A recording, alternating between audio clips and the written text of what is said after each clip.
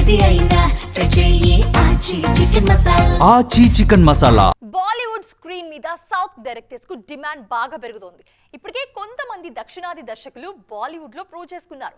ఇప్పుడు మరో star director Bollywood entry ఇస్తున్నారు.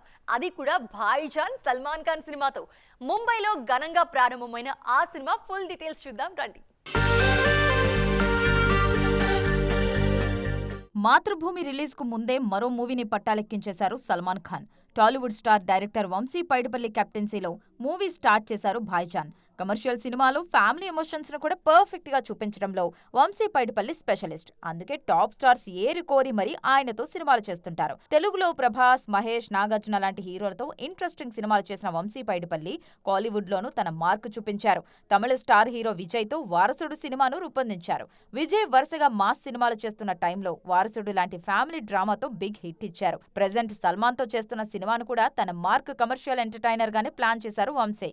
దిల్ రాజు బ్యానర్ లో తెరకెక్కుతున్న ఈ సినిమాలో lady super star Nayanthara heroine గా నటిస్తున్నారు. ఓపెనింగ్ కార్యక్రమంలోనూ నయన్ పాల్గొన్నారు. త్వరలోనే ఈ సినిమా రెగ్యులర్ షూటింగ్ ప్రారంభించేందుకు ప్లాన్ చేస్తున్నారు.